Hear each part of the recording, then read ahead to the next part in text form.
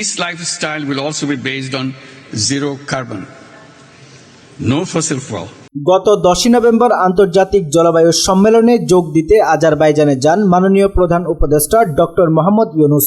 রাষ্ট্রীয় এই সফর চলাকালে সংবাদ মাধ্যম আল জাজিরার সাথে দীর্ঘ সাক্ষাৎকার দেন প্রধান উপদেষ্টা ডক্টর মোহাম্মদ ইউনূস। এই সাক্ষাৎকারে উঠে এসেছে নানান প্রশ্নের উত্তর। ইতোমধ্যে এই সাক্ষাৎকারের বেশ কিছু বিষয় দেশের টক অব দ্য টাউনে পরিণত হয়েছে। এই সাক্ষাৎকারে আল জাজিরার সাংবাদিক অন্তর্বর্তীকালীন সরকারের সময়সীমার ব্যাপারে প্রশ্ন করেন, যার জবাবে ডক্টর ইউনূস বলেন, আমরা অন্তর্বর্তী সরকার, আমরা স্থায়ী সরকার নয়। ডক্টর ইউনূস বলেন, নিয়মিত সরকার 5 বছরের হয়, সংবিধান সংস্কার হলে সরকারের মেয়াদ 4 বছর হতে পারে, কারণ আমাদের দেশের মানুষ আরও দ্রুত সময়ে সরকারের পরিবর্তন চায়।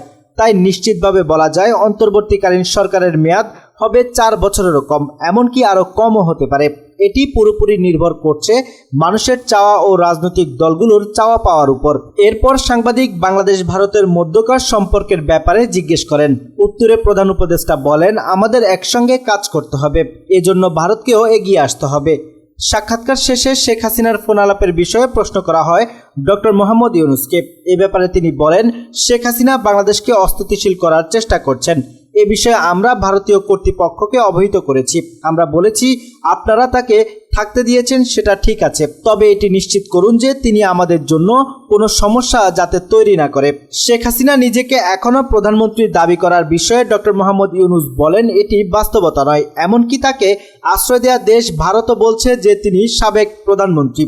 এই সাক্ষাৎকারে রসিকতা করে সাংবাদিক জিজ্ঞেস করেন, আগামী জাতীয় নির্বাচনে অংশগ্রহণ করতে চান কিনা। প্রধান উপদেষ্টা বলেন, না, আমি রাজনীতিবিদ নই, আমি যা করি সেটা নিয়েই খুশি। জীবনের এই শেষ সময়ে এসে সেটা বদলাতে চাই না। এরপরে আলোচনার শেষ পর্যায়ে সদ্য বিজয়ী আমেরিকান প্রেসিডেন্ট ডোনাল্ড ট্রাম্পের ব্যাপারে জিজ্ঞেস করা হয়। সেখানে তিনি বলেন, আমার সাথে অতীতে কখনো তার কথা হয়নি, তাই ব্যক্তিগতভাবে ট্রাম্পের সঙ্গে আমার কোনো সমস্যা নেই। তবে যুক্তরাষ্ট্রের ডেমোক্রেটিক পার্টির মতো রিপাবলিকান পার্টিতেও আমার বন্ধু আছে। আর এই বক্তব্যের পরপরই সামাজিক যোগাযোগ মাধ্যমে উঠে এসেছে বিতর্কের ঝড়। নেটিজনরা মনে করছেন ডক্টর ইউনূস ক্ষমতায় থাকার জন্য রিপাবলিক পন্থী হয়ে দীর্ঘ সময় ধরে বাংলাদেশ সরকারের ক্ষমতায় থাকবেন। অপরদিকে আওয়ামী লীগের কিছু সমর্থক গোষ্ঠী এ ব্যাপারে বেশ চিন্তাবোধ করছেন এবং তারা মনে করছেন তাদের এক হাত নিতেই রিপাবলিক দলে বন্দুক হচ্ছেন ডক্টর মোহাম্মদ ইউনূস। কেননা ডোনাল্ড ট্রাম্পের সাথে নরেন্দ্র মোদীর সুসম্পর্ক রয়েছে। যেহেতু নরেন্দ্র মোদীর সাথে শেখ হাসিনার ভালো সম্পর্ক, তাই নরেন্দ্র মোদী চাইলেই আমেরিকাকে বলে শেখ হাসিনাকে পুনরায় ক্ষমতায় বসিয়ে দিতে পারে। আর এই ভয় থেকেই আমেরিকান রিপাবলিক দলে বন্দুক হচ্ছেন ডক্টর মোহাম্মদ ইউনূস, যাতে দীর্ঘ সময় ধরে তিনি ক্ষমতায় থাকতে পারেন।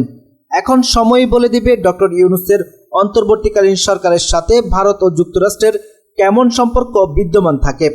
প্রিয় দর্শক, আজ এখানেই শেষ করছি। সবাই ভালো থাকুন, সুস্থ থাকুন। দেখা হচ্ছে পরবর্তী ভিডিওতে। আল্লাহ হাফেজ।